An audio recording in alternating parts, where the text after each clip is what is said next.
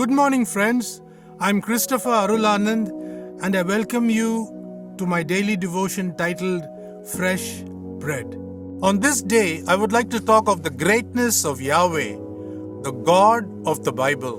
Right through the Holy Bible, we read of different events perpetrated by the enemies of God to stop the nation of Israel from moving forward. Like the fig tree which Jesus cursed, the nation of Israel came back to life on May 14th, 1948. Many who have tried to destroy Israel have all vanished, but the Jews still exist. Here is an interesting study on the backing the Jewish people received from God. The Canaanites who tried to destroy the Jewish people finally vanished, but Israel survived. The Assyrians and Babylonians who came against Israel, they also vanished, but Israel survived. The Persian period vanished, but Israel survived. The Hellenistic period vanished, but Israel survived. The Roman period vanished, but Israel survived. The Byzantine period vanished, but Israel survived. The story goes on and on. The Arab Caliphate period vanished, but Israel survived. The Crusaders period vanished, but Israel survived. The Ayyubid period vanished, but Israel survived. The Mamluk period vanished, but Israel survived. The Ottoman period vanished, but Israel survived. The British Mandate period vanished, but Israel survived.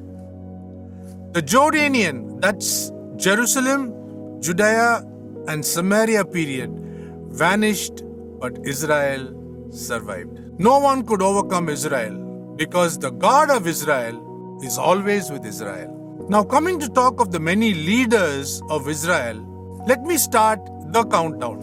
The deluge could not stop Noah and his family. The Tower of Babel could not stop God's plan for the world. And Abimelech could not stop an Abraham. A terrible famine and the Philistines could not stop Isaac. An angel from God could not stop a Jacob. He prevailed as Israel. The brothers of Joseph and the Egyptians could not stop a Joseph from becoming a governor. Remember, becoming a governor in an alien land, that's Egypt. The Red Sea could not stop a Moses. The Jordan River could not stop a Joshua. And so did the Jericho wall. It fell flat. A lion, a bear, and a giant by the name Goliath could not stop a David. A Jezebel, along with her husband Ahab, could not stop an Elijah. A Nehemiah could not be stopped by the naysayers from building the walls of Jerusalem. A Zerubbabel could not be stopped from building the temple. The lions in the den could not stop a Daniel. And you know I'm talking about the greatness of the God of this Bible. A fiery furnace heated 7 times more could not stop a Shadrach, Meshach, and Abednego. Death could not stop Jesus, the King of Kings and the Lord of Lords. The kings, the Roman Empire, the Pharisees, the Sadducees, the Herodians, the scribes, and the Jewish leaders could not stop the apostles from setting up the Church of Jesus Christ. I can go on and on till Jesus Christ comes again. Let me read Job chapter 42, verse 2 and close. It was a very important lesson that Job learnt in his life, which you and I should learn. Here is Job saying, I know that thou canst do all things, and that no purpose of thine can be thwarted. So what do we learn from that?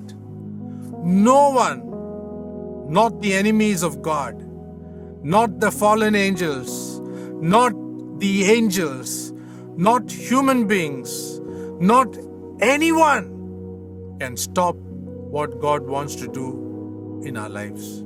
Think about it. Have a great day.